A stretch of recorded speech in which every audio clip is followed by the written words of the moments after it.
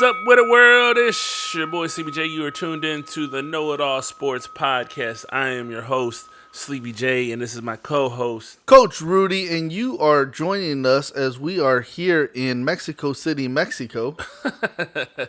All right.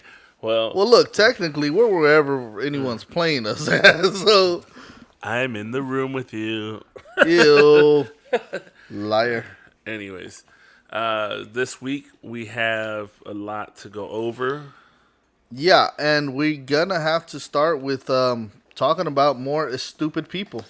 The stupid people. So, this week, unlike the last week, will not be dedicated to stupid people, but because there are stupid people out there, we have decided to make that a new segment, whether it's weekly or bi-weekly. We will be addressing stupid people for their stupid opinions. Comments and opinions and Yes. stupidity. Yes. With that let's talk about the stupid people who did not know what they were watching when they watched the Canelo Plant fight this past weekend. Yes. So, if you watched the Canelo Plant fight and you had the opinion that this fight looked rigged, you are one of the stupid people that we are speaking of. Yes. It's stupid. If you've paid attention to Canelo's career, you know that he has a very, very deep passion for his winning and his fighting style and technique. And I would find it very hard to believe that he would ever take a dive or cause someone to take a dive. I think if he loses, he's going to go out on his own 1-2 punches. I'm going to keep it very simple. If you were watching the fight, what you saw happening was Canelo working the jaw with a lot of uppercuts and then working the back of the head with a lot of punches over the top. Yep. Because he was fighting a close fight. He did not have the reach that Plant had. Right. So he stayed close to Plant. Right. And he did a lot of uppercuts. That first uppercut didn't do jack to Plant. The Right. second, the 10th, the 12th did nothing to Plant. As far as what you saw immediately. Right. What it actually did do was it weakened Plant. So The that wear way, and eventually, tear. Right. that uppercut that he got caught with in the 11th round took him out. Facts. And so if you thought, it was a dive, that's BS because you weren't watching the fight to see that the toll that those uppercuts took on him. Now, just before the knockout, I tweeted that Canelo looks frustrated that he hasn't knocked out Plant yet. Right. Because he was getting a lot of good licks off of him. Right. And to me, it was looking like he was like, dang, why isn't this fool going down? And then eventually he caught him. Then he caught him again. Right. And that's what finished the fight. So the reason I'm calling you a stupid is because you're looking for something. Maybe you don't like Canelo. Right. You are looking for something to say why Canelo won versus looking at the fight and seeing why Canelo won, why Plant lost. Yeah. Nothing against Plant. Plant showed, hey, I can take a hit and I'm a decent fighter. You know, I had the thing was, though, throughout the fight, Canelo was in control. I will say, from the fact that he lost in the 11th, I would have been disappointed that I made it that far and didn't win or get called like by decision. Not the fact that I couldn't continue on. I'd have been mad at myself personally. But you have stupid people that I seen on Twitter that were saying that that Canelo looked like he was off just a little bit throughout this and called it a very close fight. And maybe at some point, maybe early rounds, it was even one off here and there. But the sweet science of boxing goes to what Coach Rudy was saying. It's not the knockout punch. Like, people go in trying to knock out. Those are usually brawlers or knockout artists. But a boxer, the sweet science of boxing, they have a game plan, whether it's working out a jab, working on You're talking about like the Deontay Wilders. Right. Those guys who are looking for that massive hit. Right. They're Deontay Wilder was a butterball. Used to go off of that.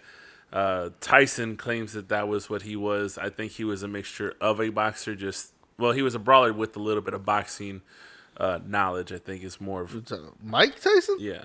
No, Mike Tyson was not that. Mike Tyson could knock you out. Yeah, but I'm going off of his words. No, even if he claims that, Mike Tyson was a real boxer. He just could finish you off with any hit. Well, Tyson always said that his conditioning was never it wasn't that he didn't know how to beat you. He was just like his conditioning wasn't there. He knew he didn't have to. Yeah, he didn't have to go the distance. But that's not the point. The point is that the sweet science of a boxing is the wear and tear. It's like that fucking you had a rock in your fucking shoe and you keep walking for a mile. At first, it's not really bothering you, but by the end of a 10-mile walk, that fucking thing you got a fucking sore on your foot, maybe it's bleeding, maybe you got a blister busted open. Like that's what the sweet science of boxing is. So those of you that were tweeting that Canelo was fixed fighting by beating him because you didn't think those uppercuts were knockout worthy after 150 uppercuts to the jaw, I think you're probably gonna say fuck that, whether it was a hard one or not. There's a so. We've talked about Bruce Lee in the past. Yes. And we've thrown in a little bit of philosophy in the past as well. When you look at water, and remember Bruce Lee said be like water, be fluid, whatever have you, right? So when you look at what water can do, it can erode rocks, right? Yes. It can change landscape. Yes. It doesn't do it after the first wave. Right. Over time, it wears, it molds, it takes away, it weakens. Right. When you're boxing, that's what you're doing. Every punch you're punching the ribs. Not punch, for that first hit. Yeah. Not for the second, but for whenever it is that it took its toll on you and broke you down. When you're punching someone's arms, you're not doing it just... okay, I'm trying to get into their face. No, you're understanding that it's weakening their arms so they can't hit you as hard. Yeah. It's wearing on you like water wears on landscape. It's even gonna in your mess fucking it pipes. up. Your pipes still go bad just by running water. Yeah, but I'm just trying to paint a I'm picture. just saying. But in general, when you're looking at boxing and when you're looking at this fight in particular, if you do not have the wherewithal to recognize what Canelo was doing, and how he was wearing out his opponent, and how round by round, the way Plant was fighting and leaving his head available to get hit. Yeah. Plant was saying, I can take your hits, and you're not going to beat me this way. And then at the end, Plant was mumbling because he was concussed because he didn't know what he was talking about because he got knocked out. Because Plant left his freaking head open all fight long. There was a few times where he picked his hands up to cover his face. Yeah. A few times. But that wasn't until like the 6th round. And by that time, Plant was tired. You could see in the 5th round, Plant no longer had the same energy that he had in rounds 1 through 4. And most of you are going to say, well, nobody would. But that's a lie. Because if you're training for a 24th round fight, then by round 6, you're still going. Yeah. You're still flowing. It's those fighters who only train for the 12-round fight that are worn out. Right. Because you train for the 24-round fight so you can last 12 rounds seemingly just as strong as what you were in round 12 as what you were in round 1. All the good and greats, this is what they do. Whether it's, I practice for 15 rounds. So you're just 3 extra rounds better whenever you get to that 12th. Like, you could go another 2 or 3 rounds because you trained for those extra couple of rounds. When I played football, we would always call it the 5th quarter, which would be overtime technically, but we were always doing 1 or 2 extra, like we would call it 4th quarter, 5th quarter, 6th quarter. We would do those drills because it was like one thing that our coach would instill in us, like, look, if they do beat us, one thing they're not going to say is we were dogged. Like, we will never look tired. We will be consistently all over them. And most teams that played us, they were like, you guys never, like, you figure by the 3rd or 4th quarter. You're weakening. You're not as good as what you were. You're not as crisp. And that's the concept of it. When you're training properly, Right. and when I say properly, I mean well enough to actually position yourself to be a champ, Yeah. to win, to continuously win, Yeah. and that means your battle or your fight, whatever it is. Yeah. When I say battle, football, your battle at the line, that Right. first down play, that second down play, beating your opponent. Well, we're talking boxing. Yeah. That round, that hit, you know. And your training in boxing, you have the whole idea of everyone has a plan until they get hit. I always say like a fighter loses a fight when they stop fighting the fight, fighting their fight, meaning that once you no longer are listening to your original game plan, you start thinking like, oh, he's gonna start doing this, or you get mad and stop thinking. That's when you've lost your fight because you're no longer fighting what you were training for. You were like, oh no, I'm pissed off, or you like. That's how you catch people slipping. Like that's really what it is. And from this fight in particular, Plant came in with a plan and he was probably ready mentally until he got hit. And then he was like, oh shit, I just gotta survive. He looked scared during the fight? He looked scared before the fight. He looked scared during the fight. Okay. So my wife is not the biggest boxing expert. She enjoys the sport. Right. We're sitting there, and I mentioned that he looks scared, and she looks, and they do a close-up to Plant's face. She's like, oh, my God, he does look scared. Right. Look at him. You can tell he's afraid. Yeah. And that's a woman who's not a fighter. Look, Right. some women are fighters. My wife's not a fighter. But she can tell fear in an athlete. Right. And she saw it in this guy. Do you think it was the lights? Because like I don't think Plant's had as big of a fight. He hasn't had this big of a fight. Yeah. I think Plant knew I'm going up against a myth. Yeah. You know, right now Canelo is the top dog in the boxing world. Right. And Plant was telling himself, I'm just as good as him. I am. His corner was telling him, hey, you can handle this guy. You really can. Right. And then Plant was like, yeah, if I can do these things, I can take him. I believe in myself. That's Right. what he was doing. Right. That's how he trained. That's how he went in there. He's like, yeah, I can take you. Right. But the reality was he knew, Right. I hope I can take you. And there's nothing wrong with that. You No. want to convince yourself of it. Yeah. But there's a difference. Those that can do, those who can't, Right.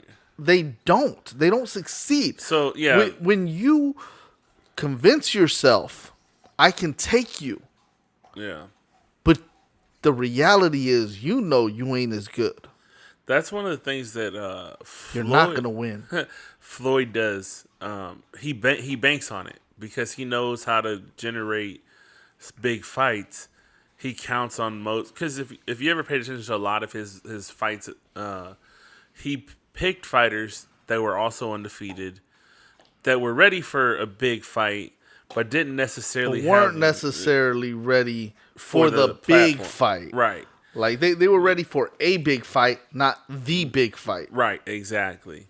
The Ricky Hattons, the Canelos, like yeah, they had the same number of wins, but they hadn't really fought skilled fighters to that Or point. hadn't really maximized their potential yet. Yeah. They were still learning how to. They were actually at a premature, like they were getting ready to hit their peak, their stride, and he was like, because there's three ways of catching a person in their career. You can catch them before they're actually At their peak. prime, and then you can catch them at their prime where you are actually going to possibly get your ass kicked or give a good go. At least on you're both catching sides. the best version of them. Right.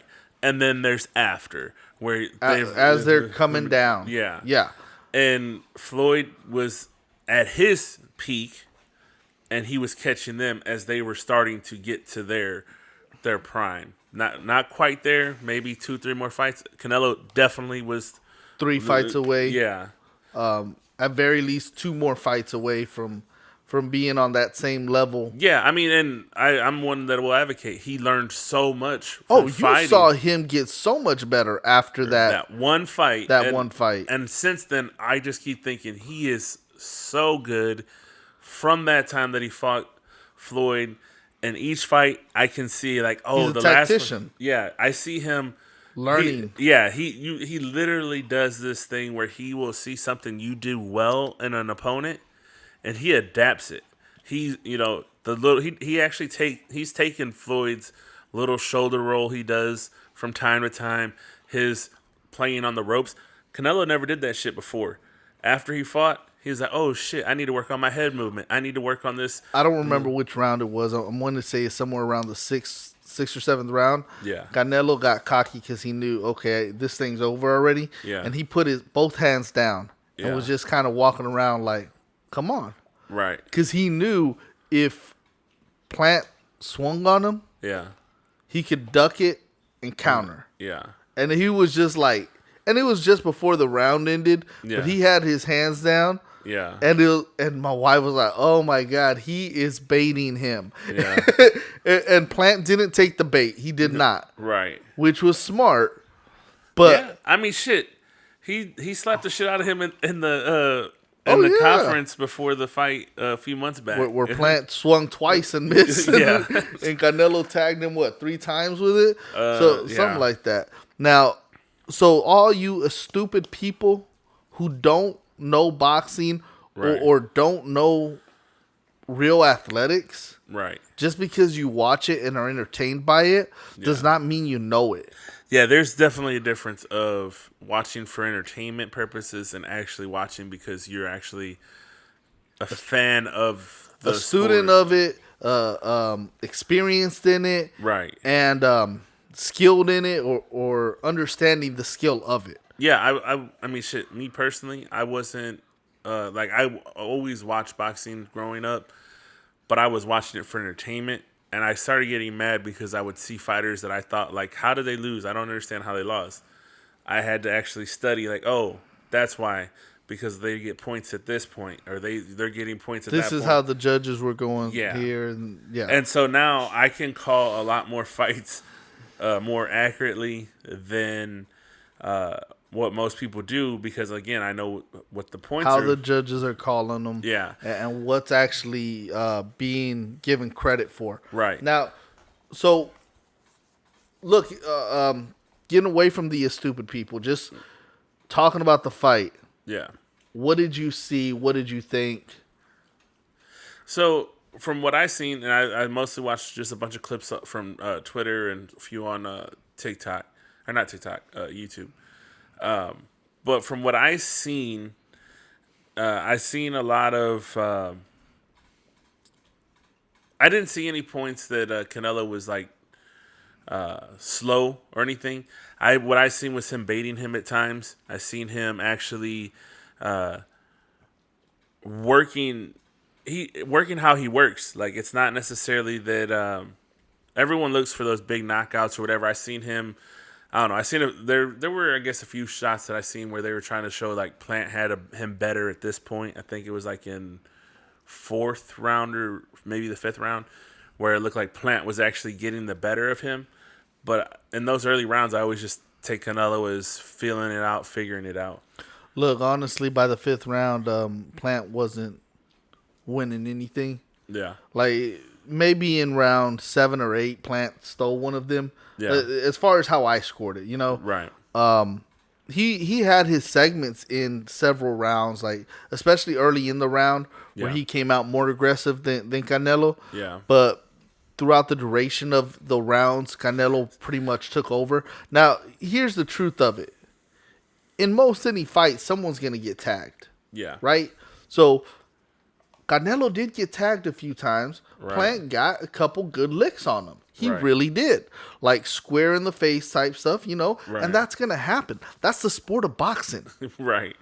So, Canelo took those hits like nothing because they were nothing. Right. Plant held back so much because Plant was scared. Right. The way Plant fought Canelo, I would equate it to someone's fighting not to lose.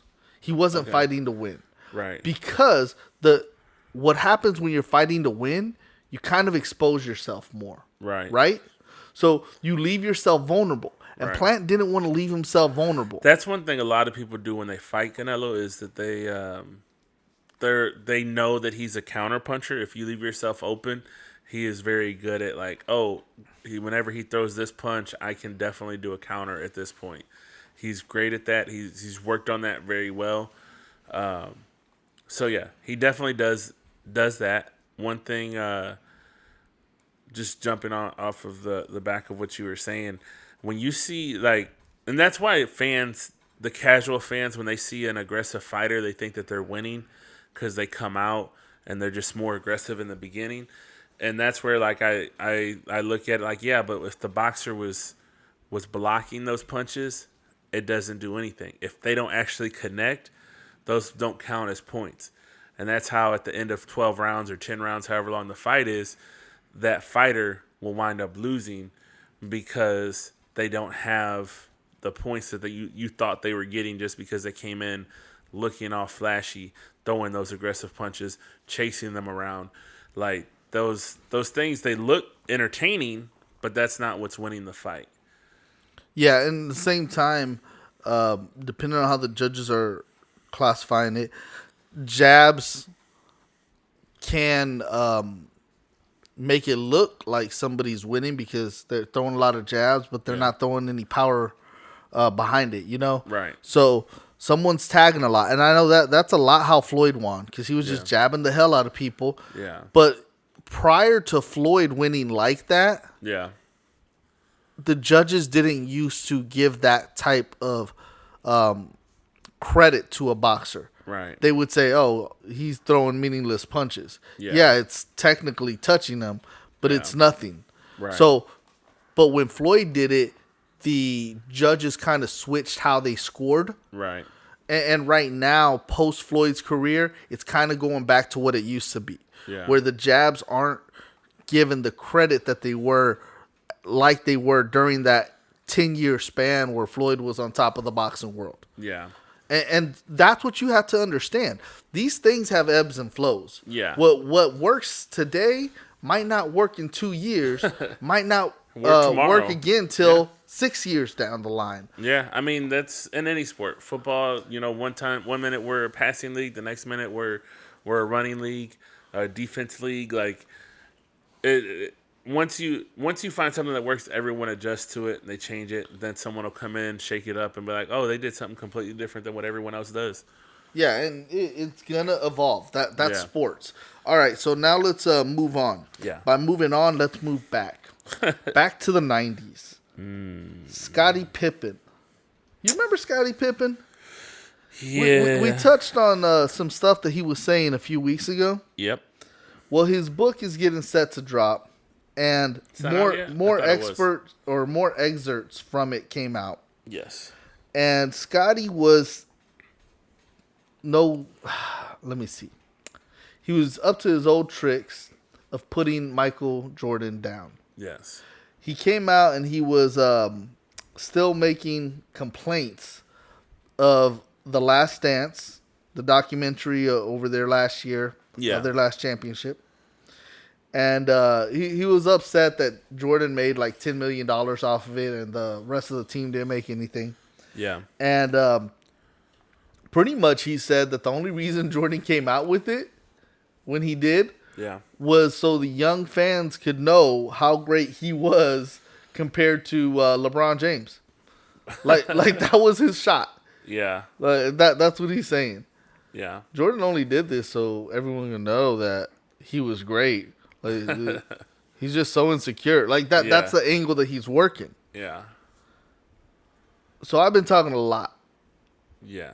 Go for it. You tell me what your thoughts are on what Scotty did. So when I heard about the Scotty situation, one, I was like, he's always talking. Like he's not always talking. He's not like Shaq. Shaq's always talking, but at least Shaq is being entertaining. This is the guy that like cries, even though he was on the winning team. He helped with the win, and he's still just not happy because he didn't get the winning shot. Like, literally, he's made that complaint.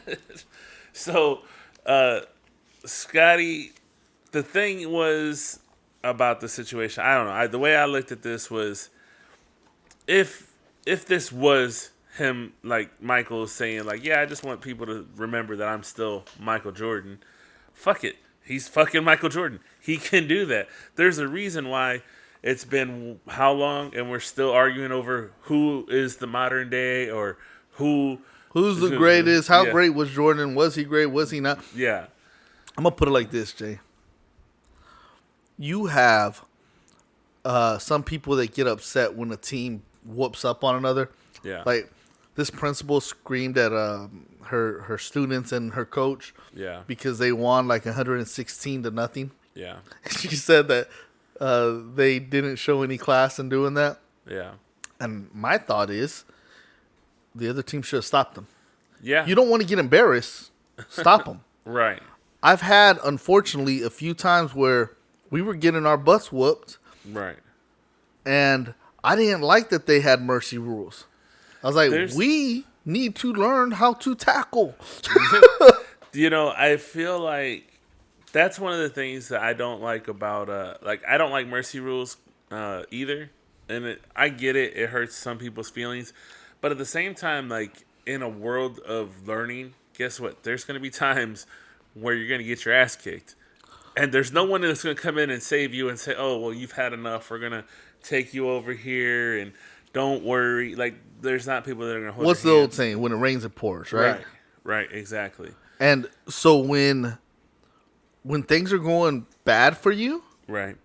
then, hey, man, I mean, it's going bad. You got to take that loss. Like, so when... And that's, I mean, as we were just talking about Canelo, he took a loss, and it wasn't a bad loss, but he took a loss, and he learned from it, moved forward, and is now a better boxer from it. And here's the opposite of it. So Jordan was great. Yeah. If you wanted to be the dog, you should have won that title when he left. Right. If you wanted to be the man, if you wanted to be remembered as greatly as Jordan was, when you had your migraines, you should have said, F it, I'm playing through it. Right. So one thing I just heard today, and I didn't even talk about it with you earlier. One of the things that Pippen was saying, he was complaining. He was like, yeah, everyone talks about Michael Jordan in the flu game. He said, but that same game, I was having, I had a herniated disc in my back, and I was playing. Yeah. And so he was trying to say, yeah, the flu, it's nothing. You can play with the flu. Can you play with the hurt back? This is what I remember from that game. Him having to keep coming out because of the herniated disc. You didn't have the same amount of points as Jordan did. Right. You muscled through it to be there, but you weren't helping your team win. Right. The other thing, so how are you complaining? Right. How are you saying, yeah, but I played with a broken ankle? Well, did you do anything while your ankle was broken? Am I wrong in recalling, didn't Michael say that he wouldn't be nothing without the team that he had? Yeah, Michael said, look, I needed all these guys. So that's the part that right there is really my thing. Like, so why are you crying when he's giving you credit for him being as good as he was, and yet you're still like, but he never cared about us. He didn't show us any respect. He literally was inducted into the Hall of Fame and was like, yeah, shout outs to my team for helping me get here. Yeah, here's the bigger thing with it, too. Michael Jordan has said, yeah, I'll take Scotty and those Bulls over any team, anytime, all time. I think... How am I, as a teammate of someone who says that, gonna be complaining that I don't get enough credit? Dude just said, because he has me, we can beat anybody. Right. I was gonna say, wasn't there a time whenever he was like, I'll come if you bring Pippen back? No. Well, it was so it was, if you bring Phil Jackson back, I'll stay, and everyone else essentially will stay too. Now, the only one not saying that was Pippen. Yeah. Because Pippen was ready upset. To go. Yeah. But someone brought this up. You know, Pippen actually made more money basketball-wise, not through endorsements, but made more money basketball-wise in his career than Jordan did in his. Yeah. You did know that? Yeah, I like recently. I know that. I didn't know like I just heard it, and it made sense because he got paid really well when he went to Houston, and then when he was in Portland. yeah, So he made bank there. yeah, But his real gripe is that in Jordan's last 2 or 3 years in Chicago, he made 30 plus million in those years. yeah, But the reality is that was because his contract was up and he was negotiating. This is Right. what I'm going to get. right, You had your contract early on. right. That's your fault. Well, and that's one of the things that even Jordan did via like throughout his career. Wasn't that how he wound up getting his shoe deal? Like his mom was like, "I want you to take this," and he was like, "But I could make more." It's like, "No, son, this is what you're gonna do." And then it's like, "Okay," and so he did it. And in the long run, he made more money in that than he would have had he went with. I think he wanted Adidas over Nikes or something like that. Yeah, but you know it's always a difficult thing when someone's offering you $10 now versus the possibility of $20 later. Yeah, Which one are you taking? yeah. And to me, it just depends on my situation. Yeah. Do I need the 20 now or? But can why I, are you gonna get mad? Yeah, Like, my brother said that whenever he buys a car, yeah, he doesn't go back to see what somebody else paid or what it went for. He's Right. like, look, if I'm satisfied with the deal that we worked out, right, I'm good. right, He's like, so at the time that I make that deal, if I feel it's fair, yeah, then I don't care what anybody else is paying or what I could have gotten. yeah, Like, so long as it's fair to me at that time.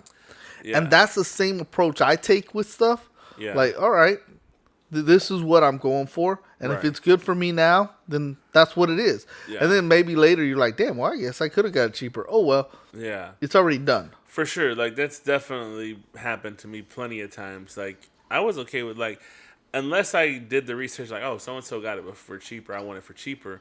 But typically, I've done any research that I plan on doing before I go in. Exactly. There. And so it's the same thing when you're taking the money. He Yeah. took the money. You're Yeah. upset that for a couple of years Jordan got more and that history remembers Jordan more fondly than you. Yeah, I'm going to say it like this too. If he wasn't such a bitch when he was in Houston and he would have helped them win the championship, then Pippen would be regarded as a much better player. Yeah. Because Houston left the door open for him to be great with Elijah Wan and Barkley. But he played like a bitch that year. And I say that and I repeat it because I was a big Houston fan. there was a lot of really good players in the '90s too. Like we talk about Jordan and the '90s Bulls, but there was really a good. There like, was some greatness yeah. in that decade. that we overlook. Like not to say that we don't know, like you know if you know, but like yeah, there's a lot of players that like I remember. I wasn't a huge basketball fan, I'm still not a huge basketball fan, but I remember I knew a lot of those players, and I didn't at the time. I remember I didn't even watch the sport, but I knew who they were. Yeah, you didn't even have to follow it to know Yeah. the names of a lot of these guys. Yeah, And, well, look, for me, Pippen, I did used to regard him a lot higher. yeah, When I stopped regarding him with the same esteem that I did when he was in Chicago, yeah, was when he went to Houston and didn't ball out. yeah, When he was complaining about Barkley, when he was not giving his all in those for those Houston teams, and Right. then he went to Portland and balled out over there. right. That's when I was, okay, you know what? I don't like him as much. And over the years, the more I hear about him, the more I learn about him, the less I like him. I Yeah. don't like whiners. Yeah. I you're saying it just right. Like he's constantly crying about what about me. Everyone wants to talk about. He's fucking about what about me? What about me? You don't give a damn about me. It's always about Richie. Yeah, like that's literally how he reminds me because he's always crying about Jordan. All right, so now let's move off this whiner. Jaguars got their second win. Finally, congratulations because you said that they were gonna win last I week. did. I did call the win, and it was against Buffalo, division leader. Yeah, And- there was a lot of surprises this week, but yeah, I mean, look, we told y'all weeks ago, and if you weren't listening, maybe now you need to start listening. We told you weeks ago that the Jaguars are going to be a team to be reckoned with, a solid team. Urban Meyer's a good coach. Right. There's nothing wrong with him losing early and him even having a losing season this year. Right. We said look for them to have 5 or 6 wins and be competitive in a bunch of games this year. Yep. And guess what? Right now they're 2-6, right? Yep. They're 2-6, 11 games to go. Man, that sounds crazy. For our thought process to end up right, all they need to do is win 3 games out of those 11. Right. If they go 3-8, then they're exactly where we thought they would be. Right. And that is actually a decent job for Urban Meyer for such a bad team, rookie quarterback that they're rebuilding. Yep. And that's okay. And 5 or 6 wins is a decent job for this squad. Yeah, and that goes back to the idea of Urban Meyer's never being a professional NFL coach, rebuilding a whole new atmosphere to the team. Like that's to be expected. As we like to talk about Jimmy Johnson and how he came in and he had that horrible 1 win the first year. Yeah. And then created arguably the best team to have ever played in the sport. So yeah, Urban Meyers is on track to do what we said. What our expectations were. Yeah. Do you know their schedule coming up? I don't. This week, let's see. They do got a game this week against the Colts. Now, you picked them this week to beat the Colts. Yeah. And I don't think that's a bad pick. I'm going with the Colts because the Colts are at home. Yeah. But I don't think that's a bad pick. Obviously, like I just said, we've been talking about the Jags positioning themselves to win 5 or 6 games this year. Yeah. And that's respectable. So if I was just to pick, looking at their upcoming schedule. Go ahead, run it down. Okay, so they got the 49ers after the Colts. That's a winnable game. Yep. They got the Falcons after that. Winnable game. They got the Rams. Lose. They got the Titans. Probably lose. They got the Texans. Winnable game. Jets. That's 3. 4. Jets. And then you got the Patriots. Lose. And the Colts again. Okay. So going off of this schedule with the way everyone's been playing. They got 4 or 5 wins. Yeah, you got probably the Falcons. You could say at least 5 games that are coin flips. I would say, if I was just with the way everyone has been playing up to this point, I would say the Falcons, the Texans, and the Jets. They're probably going to win those. Yeah, and they got 2 games against the Colts. Very likely to win one of those 2. Yep. Because it's a divisional game, throw records out the window. Yep. So they'll end up with every bit of between 5 and 7 wins. And going with the 49ers, as much as I like a lot of their players, guess what? We're at the time of the season where people are getting hurt. COVID is starting to kick in a little bit more. We don't know who's going to be playing next week because of that. So they very well could do an upset and win that one too. So and look, the Bills were a good team. Yeah. You just beat the team that a lot of people were considering the best team in the AFC. Right. Or at least for several weeks of this season, they've been considering the Bills that. And the Jags just beat them. So would it be inconceivable that they beat another good team? No, not at all. Right. Especially once you've done it, like the mindset of once you've done something once, you can do it again. This honestly could just be like give them the confidence they need to be like, look, we just beat the best team. And they got a great rookie quarterback, Yeah. A guy that a lot of people loved going into the season, touted him as one of the best quarterbacks since Andrew Luck, as far as a rookie. So they're in position to do every bit of what we said. A lot of you guys were out there saying the Jags aren't going to win any games this season, Yeah. and they should fire their coach, and y'all were talking stupid. Yeah. But now you can see we knew what we were talking about. Now let's move to Adrian Peterson, Yes. aka All Day, AD. He pretty much just said that he wants to play about another 4 years. Okay. Was he retired or was he just not playing? No, he just didn't have a job. I didn't think so. So this is what's funny because I looked him up, his career stats. Uh-huh. You know why he wants to play another 4 years? So he can approach a record? To try to beat Emmett's record. Yeah. He would need just over 4,000 yards to beat Emmett. So if he averaged 1,000 yards a season, Yeah. he got 17 games a season to do it in.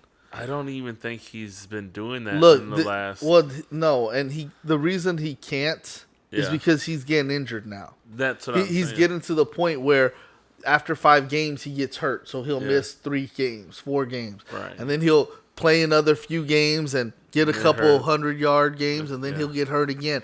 So he, I think, everyone wants to think highly of themselves. Yeah. I think he's thinking highly of himself and thinking, if I can play until I'm 40, Yeah. I could get this record.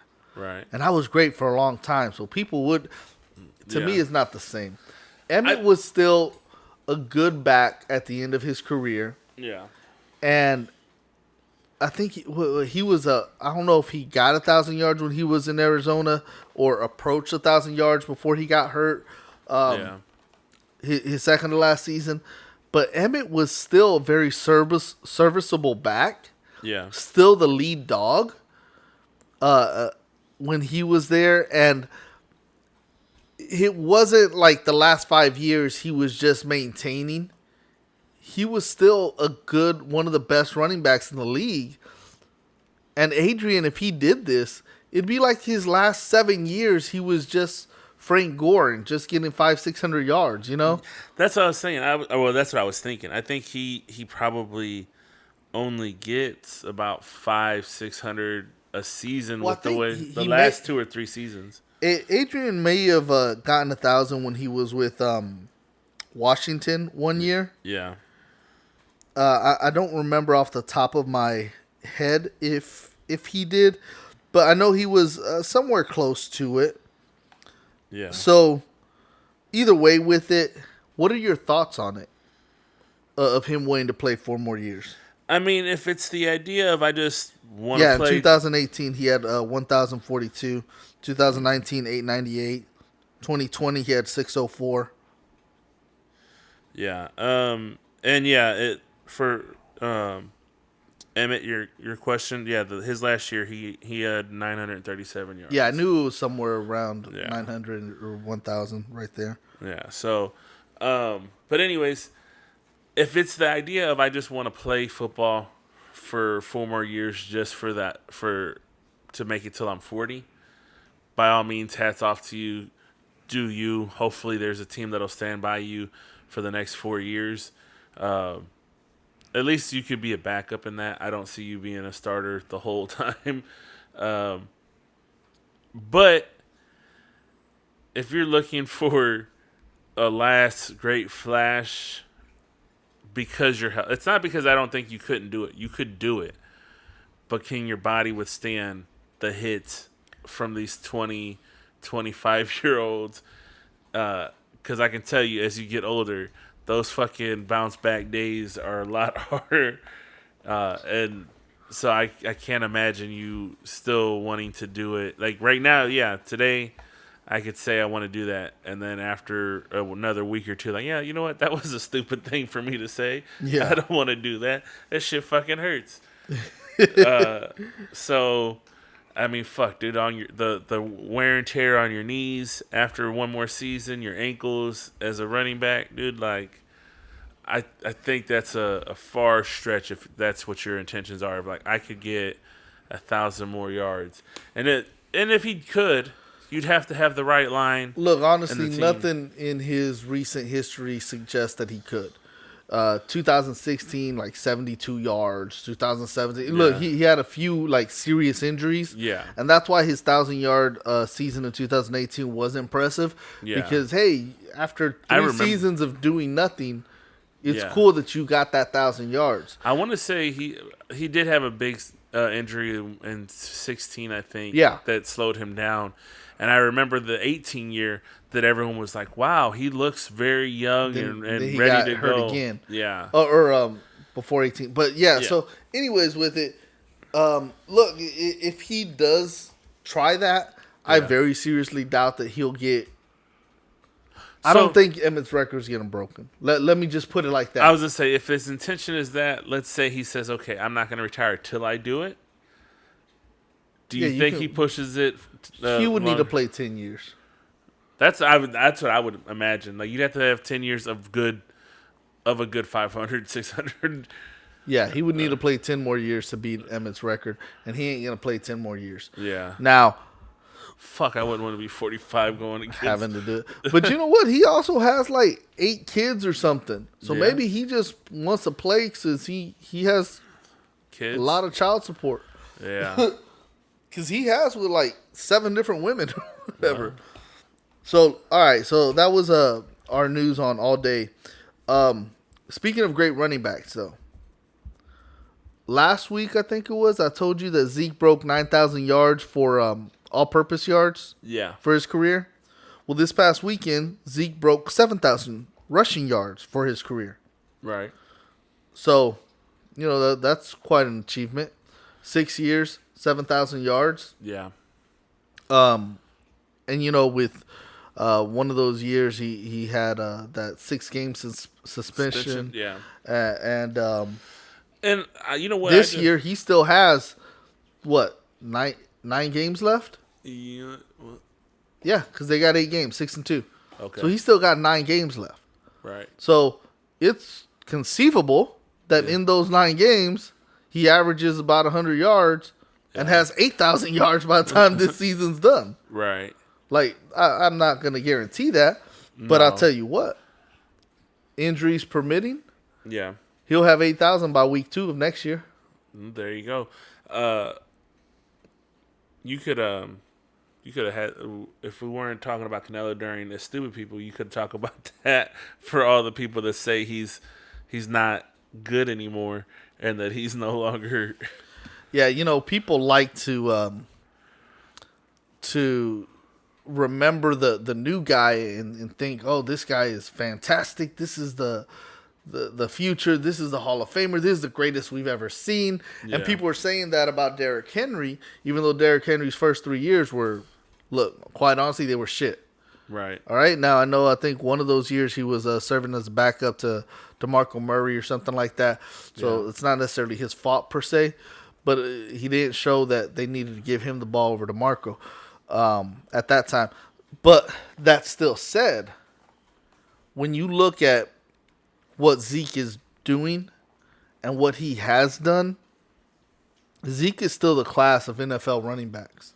Right. You have the running back from the Colts doing pretty well right now. And, you know, you have the Cleveland running back doing pretty well right now. Right. Joe Mixon is doing his thing. But none of those guys can you look at and say they have the same body of work as Ezekiel Elliott. Yeah. Ezekiel did it before those guys. Ezekiel did it during the time of these guys. And Yeah. Ezekiel's doing it right now. So when you're wanting to look at what makes a good running back, Yeah. Ezekiel Elliott is the embodiment of it. You know, the thing I think about Zeke, one, he's from St. Louis, but one thing I think is interesting about him is he is young enough where he's at that point of like, I don't think I want to work that hard this year. Well, I think that was last year, and I think No, that's no, why I'm saying. but that's what I'm saying. I think last year was his. Hey, you know what? I don't want to. It was his bad year. Yeah. And that's why after having a bad year, he was like, "F that." Yeah, well, I was just going that he's young enough in his career and in his life where you're like, you know what, I'm gonna gain a few extra pounds. I'm not gonna run as well, and I'm okay with that because I can have a bounce back. I can get back into shape. I can still. I think it was him taking himself for granted, thinking I can still do it. Yeah. And I think that's what he did last year. Yeah. He was like, "Yeah, I'm still good. I'm still great. I'm still." Then he realized, "Oh shit. Yeah. I need to do better." Yeah. So that's why this offseason he killed it. Yeah. Well, He I'm got actually, himself a new coach and lost some weight and regained some of that quick step. So he doesn't have that mentality. Yeah, I'm actually impressed with how much he did like clean up himself from last season to this season. Yeah, so I just don't want you putting that narrative out there because it's No, not. I wasn't trying to say it in a bad way. I'm just saying that I think that he's been like everyone wrote him off for having a bad season, but I was just saying like he was also able to turn it around the next season because he's still young enough to do it. There's a difference between a young guy doing that and then like an old guy that's like, oh, I've actually hit past my prime and didn't realize that my prime passed me. Yeah, that's more of a what was that running back for the Jets? Curtis Martin. Yeah. Remember his career was on the downward spiral, and then he broke out and had like a 1,500 yard season, won the rushing title, and then his career died off again the next year. Yeah. Like that's one of those things where an old guy says, "Hey, let me clean this up, see if I still have it." Yeah. Zeke ain't anywhere near that. Yeah. He's not. Yeah. His body has held off those major injuries. Yeah. He's gets nicked up here and there like he did in this last game. Yeah. All right, so but just wanted to mention that on Zeke. Real quick before we move on to our last topic before we get our picks in. The kid that I've been talking to you guys about, the player for SFA, Stephen F. Austin, wide receiver Xavier Gibson, went off last week again. 3 touchdowns, 4 receptions, 138 yards. Woo. Yeah, I think he had like a 72-yard touchdown, a 34-yard touchdown, a 6-yard reception. The kid was just killing it. And so I want to tip my cap to him. Did a great job. So last topic before we get to our picks. Aaron frickin' Rodgers. It's a bad man. Yeah, he's a bad man. That's what Stephen A. says. But he got his feelings hurt. Yeah, well. He got his feelings hurt at the responses people had of his interview. Yeah. Where he was talking about his whole COVID ideas and claiming that he had talked to several doctors and no names of any of these doctors. But he did credit a lot of his knowledge on COVID from what Joe Rogan said. I got a question for you, Cousin Johnny. Best of your knowledge, is Joe Rogan a expert in science? No. Biology? Immunology? Not that I have ever heard. Yeah, best of my knowledge, he's a stand-up comedian, so he could be an expert in that. Yeah. Former MMA fighter. I don't know if he's MMA. He's martial artist. Well, he did martial arts. Yeah. So I could see him having some knowledge in that. Some knowledge in that field. I would even say, and partaking in, I don't want to say narcotics because I don't know how far he's gone, but we'll say narcotics for the sake of he's participated in some extracurricular activities, be it pot, I think, I'm not sure, some other harder drugs. I'm going to say this. I've known too many experts in drugs for me to put I'm just put saying, him into that category. Well, I'm just saying, I know he, on his podcast, very often there are like, oh, we're smoking. You know, I don't know because he's got a family now. I think, though, he's talked about doing like LSD and other things. But I would give knowledgeable about drugs and like that. Yeah, that said, how does that make that fool an expert? Well, from what I do know about Joe Rogan, I do know he has preached one thing about it, and then he caught COVID, and he's retracted his initial stance because he was like, yeah, I was taking all these different supplements and things like that to prevent it. It didn't work. But he did also think that it helped him Get over it quicker. Yeah. So Yeah. So either way with it, when he makes his comments and alludes that Joe Rogan's really his primary source on what he knows of it, he caught a lot of backlash. Yeah. Actually, that's a better idea than, well, I don't know if it's true or not, but a lot of people were blaming, from what I heard, his girlfriend or wife or whatever, Shailene Woodley, the actress from Divergent. She's kind of into all that extra stuff too.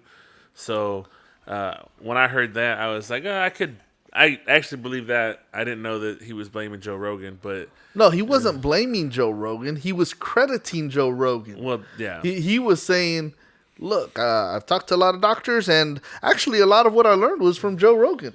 Yeah. And so he was crediting Joe Rogan, but he didn't expect the backlash that people gave him yeah, through what he was saying. Now this is what my beef is with him.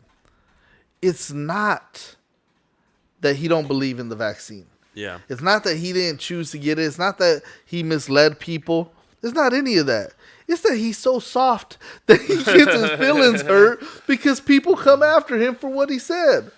Well, we have already covered the idea of whiny people.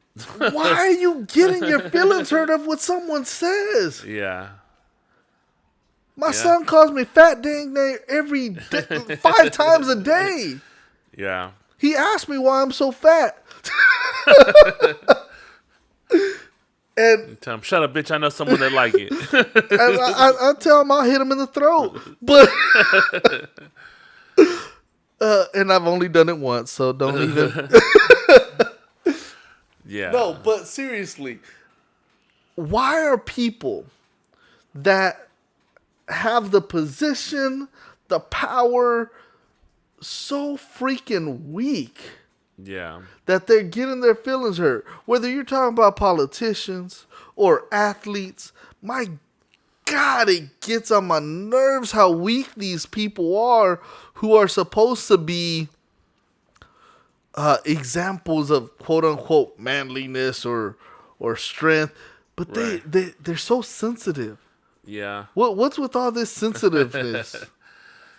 Yeah. I mean, I think one of the things that we've run into today is back in the day, there was tabloids that you would see, but now it's the internet, and so you can get notified every 20 seconds that someone brings you up and talks about it, especially being a polarized person like him, being the fact that he's famous and people already know who he is, and anybody and everybody can chime in. And it's not like, oh, well, the news keeps posting it and the papers are posting it.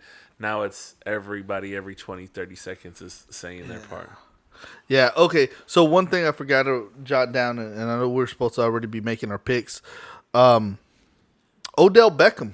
Oh, yeah, I forgot about Odell. Yeah, Odell Beckham. He got released. No longer a Cleveland Brown. Right, right. Jobless. Yeah, Kind of like apparently. me. Wait, what?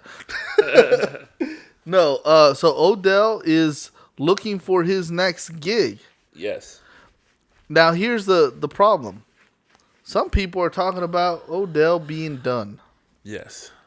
Some people are talking about Odell no longer as good as what he used to be. Okay. They got a problem with him calling out Baker Mayfield through his dad. Right. So his dad released a video showing all the bad passes from Baker Mayfield, like a 10-minute montage of bad passes or times where Odell was open and he didn't get the ball. But look, here's my thing, and I told you this last week. Odell was with an old Eli Manning, Right. and so he left because he wanted a new opportunity. Right. So he comes with Baker, who's supposed to be the next big thing Right. in quarterbacks. And Odell has a quarterback now that's not living up to the hype that he got coming into the league. Right. So the quarterback doesn't know how to adjust to Odell's speed. Now, a lot of that has to do with Odell being hurt so often. Right. But because he don't know how to adjust to Odell's speed, he throws the ball behind him a lot. Or Right. puts it in the wrong spot for him because he's not that accurate, not that good. Right. You know I'm not a Baker Mayfield fan. Right. But I think he is a serviceable, average NFL quarterback Right. that could play the position, a 17th or 15th through 25th starting quarterback in the league. Right. Someone you could play for or play with, not going to win you many games, but not going to lose you many. Right. If you have a great team around him, you can work with him. You can definitely get a 500 season out of him. Well, I think that's what I think of that quarterback. Yeah. Odell wants a guy who's actually going to help him Right. versus I'm having to do everything Right. to adjust for this so-so quarterback. Right. And I think that's why he's interested in Seattle, going with Russ. I heard that. He's interested in working with an established quarterback. Right. I think the only young quarterback that he would be good with is the one in New England. Okay. And that's more because of their system and also because that quarterback's actually fairly accurate. Right. He's going to put the ball where it can be, where it needs to be. Yeah. And that's what he needs. Right. So, I hope the best for Odell. Yeah, I hope the best for him. I would have put this in dedicated to stupid people had we remembered it earlier, just because if you think that he's done, that he's no longer has any worth, I think that you're stupid, because it's not not that he's. I think it's what you're saying. He needs the right quarterback, the right system to continue to give him the right looks, the right opportunities to maximize his ability. Yeah. I know you were saying New England. I'd say that's the only young quarterback that he could work with. I wouldn't put him with any other quarterback who's 3 years or less in the league. I don't know how long Bridgewater's in, but I think Bridgewater's been around for a minute. Yeah. I was gonna say, and he's an accurate quarterback. Yeah, I was gonna say I could see him if he could get his way into the Broncos, and he could help Bridgewater out a little bit with being a threat. Oh yeah, I think he would be more helpful for Bridgewater than Bridgewater would be for him. Yeah, but Bridgewater's a solid quarterback that's gonna put the ball where it needs to be. Yeah.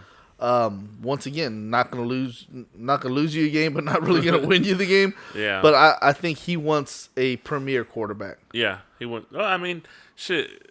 You can't blame him for it. Yeah, who doesn't want a fucking great to be the one that helped him get to a Super Bowl, or to have those looks that oh man, that was a hell of a play this week, week after week.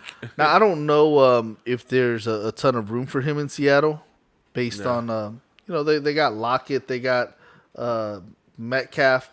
Yeah, when I heard that he was, and their offense isn't really a big throwing offense, even though they got the weapons for it. Yeah. So Russ, I think, would be a great quarterback for him. Yeah. So long as they let Russ loose. Yeah. I was thinking when I heard that, I was like, don't they have Lockett? And I forgot about Metcalf, but I was like, I don't know why you would need an Odell unless you just wanted to have him as a really good backup. I don't think you need an Odell, but I think, if you have, look at the Cowboys. Yeah. You got 4 solid receivers. You got, what's his name? Galloway, who was supposed to be your number 2 receiver. Yeah. Is now your number 3 receiver. Right. And then you have the guy that's been replacing him. What's his name? I don't know. Wilson. Wilson doing a standout job as the number 3 receiver, showing his worth. So the Cowboys are a perfect example of how you can make it work, but at the same time, none of those guys get the ball a ton. Right. Because it gets spread around so much. And so that's the downside about having such a deep roster in receivers. I think that was part of his problem in Landry and that whole mix. Yeah. I think that could keep you from getting that rhythm, but I also think it's because Baker throws the ball behind him. I'm not doesn't arguing put the that, ball on the spot. but I think that he had more options too. It wasn't just him. Like he, in New York, he was the option, and I think that's his thing. Like I don't know if there's any teams that are gonna make you the number one. Their feature. Yeah. I don't think he needs to be a feature, but I think he needs to be one of your top two. Yeah. All right, so now for the picks. Oh, just to recap, last week I had a bad, not a great week. It was all right, 9-5. Yeah. You went 7-7. Yeah. So that means for the second quarter, my record was 36-20. Yours was 32-24. That means you lose, cuz you have to do that chip challenge. Yeah. Son of a. So you guys have to be alert because within the next 2 weeks, we're gonna do this chip challenge. What's it officially called? It's a Packy One Chip Challenge. Yeah. So we got a Packy One chip challenge. We're gonna record Sleepy J dying from eating this chip because he's done this before. The last time it was 45 minutes. I'm not gonna record the whole 45 minutes, but you will see the brunt of it. Because it does. Because the majority of it is within the first 10 minutes, to be honest. So yeah, within the next 2 weeks, keep an eye out on YouTube for this video, and Son of a and bitch. it's gonna be epic. I am not looking forward to this. Yeah, This is stupid. I should not have taken this bet. I was, you know what? I'm not even gonna lie to you. I was like, I wonder if I can get out of this with like eating like a whole thing of those fucking bean boozles or something. Nah, because then all right, we got to figure out what the challenge is for the next quarter. But Well, anyways, the chip challenge became because we were tied up coming into the first part through of the it. first quarter. Yeah, yeah. and so we were like, well, we got to step it up because it was supposed to be the The bean boozled boozle in the first quarter. Yeah. And because it was kind of like the double or nothing type of deal is what that kind of landed in. So we'll decide what we're doing for the next quarter as far as our win-loss challenge versus each other. So this week, Thursday Night Football, we both took the Ravens to beat the Dolphins. Yeah. The Dolphins got their second win. They took care of business against Houston last week. Good for them. The Ravens and the Titans were the only two teams to win who actually led their division last week. Okay. All the other division winners lost. So the Ravens are coming off a win. Dolphins are coming off a win. But the Ravens, in general, are the better team. So both of us took them. Both of us took the Cowboys to beat the Falcons. Both of us took the Bucks to beat the Washington football team. The Eagles to beat the Broncos. Broncos are actually favored by 2.5, but both of us went with the Eagles. Now we got the Saints and Titans. Yeah. We both picked the Titans, but honestly, I think this is a coin flip. If someone were to pick the Saints, I cannot blame them. Yeah. I think the Saints are playing solid right now and have a realistic chance of taking this one from the Titans. Titans seem to play up for their opponents and play down to their opponents. So I think this one, even though on paper the Titans should probably wipe the floor with them. Yeah. Don't sleep on this game. It should be interesting. Jags and Colts. This time we reversed. You took the Jags. I took the Colts. Browns at Patriots. We both took the Patriots. Bills are looking for a bounce back. They lost to the Jags last week. They're playing the Jets. Divisional game, so don't sleep on it. But we both took the Bills, even though it's at New York. Yeah. You got the Lions to upset the Steelers. I'm taking the Steelers. Kind of rooting for the Lions, but yeah. I'm taking your stance on the Lions. Like they gotta. Eventually they'll win. Yeah, and you made a great point that they are coming off of a bye week. Yeah. So a little bit more time to prepare and to focus in, correct. Some mistakes. So I think that'll be fun. The Panthers and Cards, we both took the Cards. I actually was tempted to take the Panthers. Yeah. But, the Cards are playing so well right now. Yeah. It's just kind of hard to go against that. And if it would have been in Carolina, I probably would have taken the Panthers. Yeah. But that said, we both took the Cards.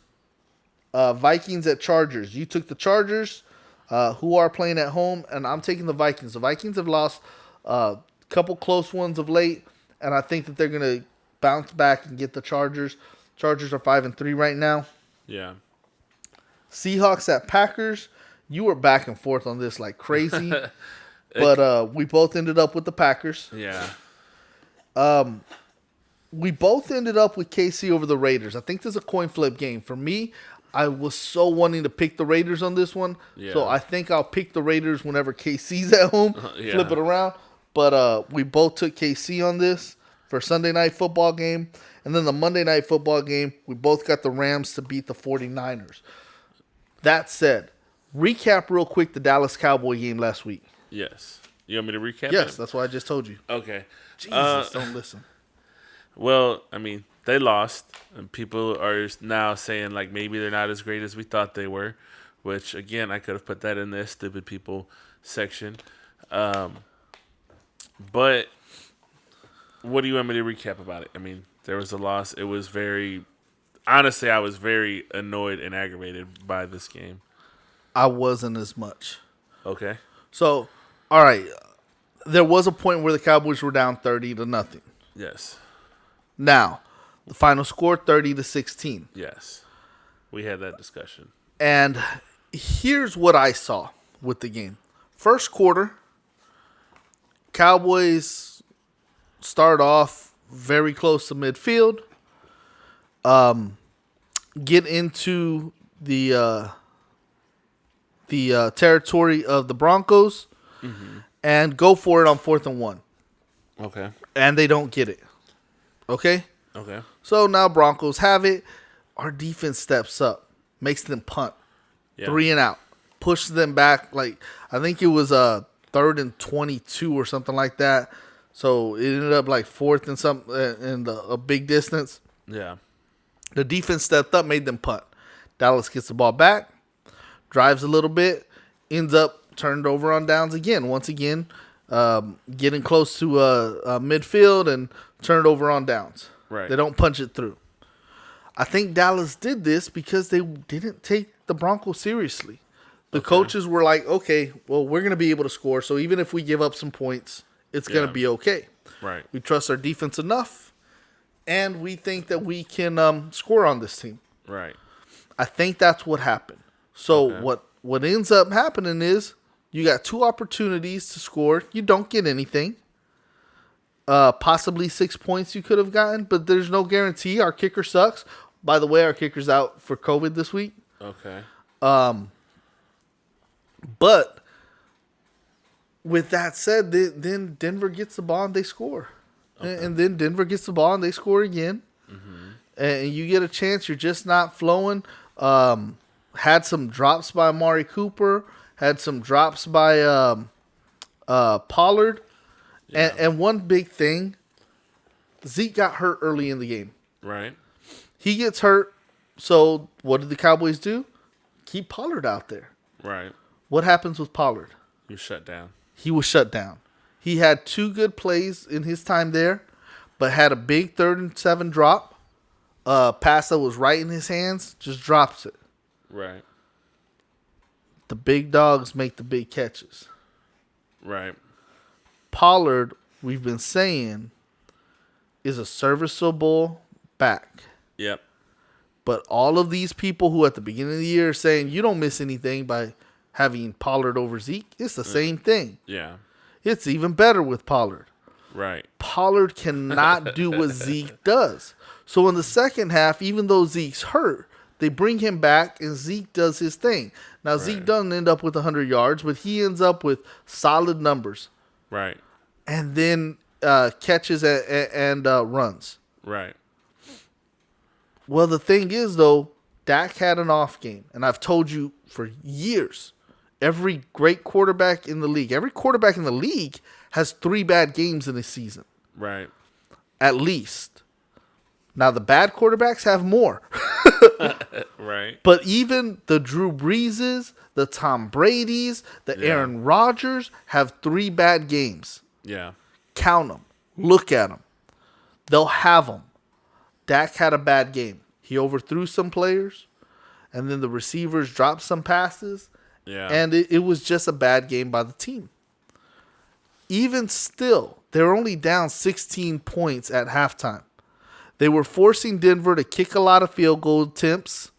They nailed some, they missed some. And they lost the game. Yep. Before the Von Miller trade, I told you this is the game that I was worried about. Yep. After the Von Miller trade, I kind of took them easy too. I thought, okay, maybe the team is going to be deflated. They weren't. Right. They were out there trying their hardest. I don't think this is an indicator of Denver being great. I don't think it's an indicator that they could shut Dallas down again. Right. Because Amari's not dropping those passes next time. Right. Zeke ain't getting hurt in the first quarter and missing the rest of the first half. Yeah. Those things aren't happening a second time against a Denver team. So, to the people that are questioning the Cowboys, as the game was going, I had another thought that came across my mind. Like, well, even if we lose this game, is it that bad? Because we counted a loss last week when we found out Rush was going to play. Like, everybody who was anybody was putting the Cowboys down for that second loss. Yeah. Yeah. So when they pulled off the win, we were like, okay. And I think that also might have been what boasted them into, we're going to beat this. Like, Dak's back. If we beat Minnesota with Rush, we're going to beat Denver with Dak. 100%. And then as we state, and everybody states about football, is any given Sunday, anybody can win. We always say it's always that one random ass team that's having a so-so year or a horrible year that all of a sudden this one game in particular. What's the Rams game you like to point out all the time? So the Cowboys in the 90s won a few championships. In 1992, the Cowboys lost their second game. It was actually in Week 10 to the Los Angeles Rams. Now, the Los Angeles Rams were the worst team of the 90s. Yeah. Of the whole decade. They were the second or third worst team that season, but they were the worst team of the decade. And the Cowboys in 92 were possibly the best team of the decade. Yeah. And they lost to the Rams. They had 3 losses that season. One was to Philly, one was to Washington, and one was to the Rams. Yeah. They dominated in the Super Bowl. Right. They beat up everybody in the playoffs. And they lost to the Rams. Let me repeat. They lost to the Rams. You can be a world beater and blow a game against anybody. What hopefully happens is this focuses Dallas. It gets them to remember, I can't take them for granted. Right. When I'm playing checkers or chess with somebody and I keep beating them, I try to challenge myself by doing something unconventional. Something I don't like, going a different pattern to start off. Yeah. That's when I lose a game. Yeah. Goes back to the taking them for granted. Well, when you're not taking playing, yourself out of your game plan. Yep. And when you do that, you leave somebody else the door open for them. Right. Sometimes I can still win even though I shot myself in the foot, put myself in a bad position. Yeah. But when I blow a game, it's because I got too cocky. Yep. The Cowboys got too cocky. Start counting that, we'll get it back here. We'll make up over there. And then, as you stated, there's a point where they were like, they dug too far deep and it was too much. And a lot of people would say, like, those last 2 touchdowns, not a big deal. But I look at it as a bigger deal. It was like, okay, they realized they had fucked up and it was time to, like, redeem themselves. Like, no, they didn't come back for a win, but it was to prove that, like, they're not better than us. We could have won. Yeah, we still put this up. We can still do this. Yeah. We face them again. They'll know we can score. Right. It was them shaking off, like, because at some point you get down to a point you're like, yeah, fuck this game, but it was them rallying to say, you know what, fuck that shit. We're not gonna just let them shut us out. We're not gonna just go down, even though the game may or may not be lost, because you know what, just the way they were down, a right few, onside kick, or maybe someone fumbles the ball on the other side, you turn it around, interception. I once saw Peyton Manning come back from 3 touchdowns in less than 4 minutes of football on a Monday Night Football game. Right. He came back from 21 points with less than 4 minutes to go. Yeah. When I watch sports and I've seen something like that, I don't count anybody out.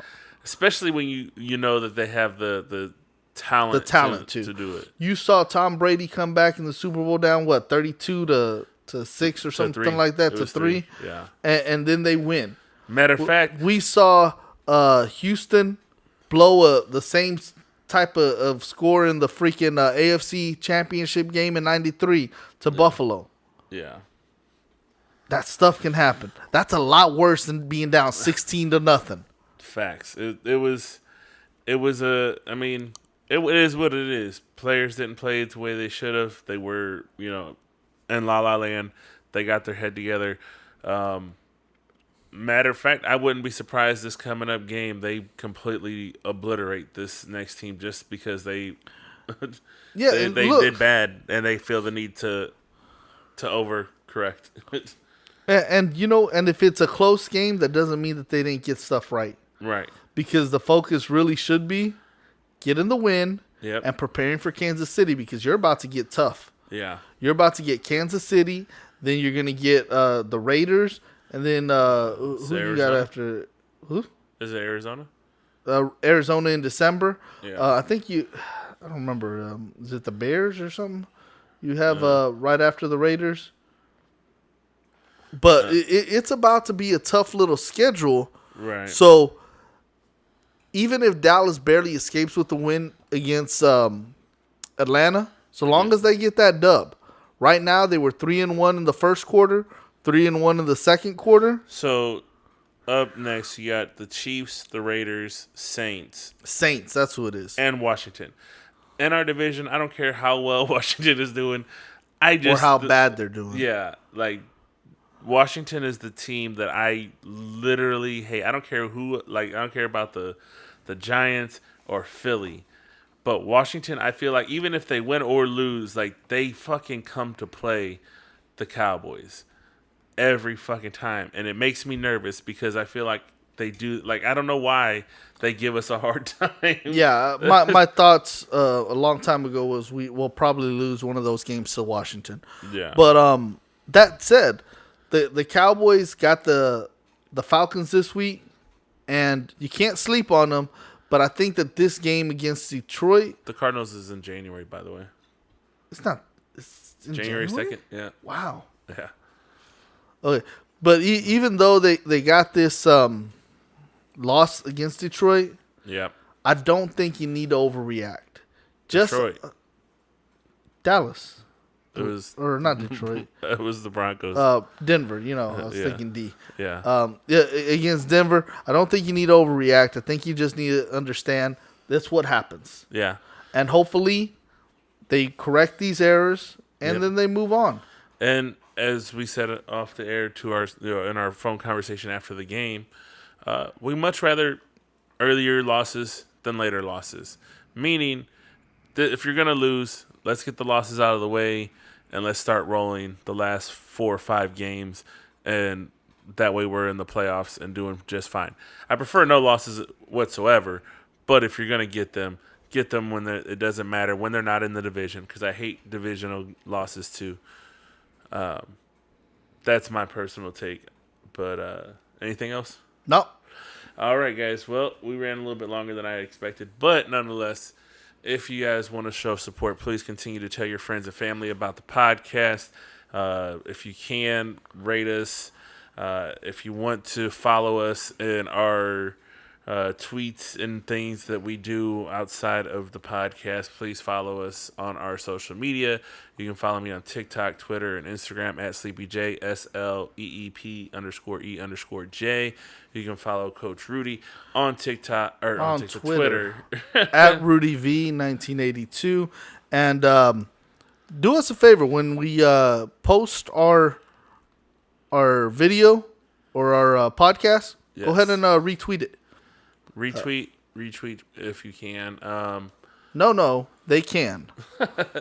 They don't have a Twitter. If they see it on Twitter, they can retweet. Oh, well, that too. But anyways, yes, if you see us our social media posts, even if you see it on Facebook or YouTube or wherever, please just share it. Just a button. Send it to your mom. Send it to your brother. Send it to somebody who might like it. Don't send it to your mom. I know her. But with that said, guys, we are out. Till next time, take it easy. Peace.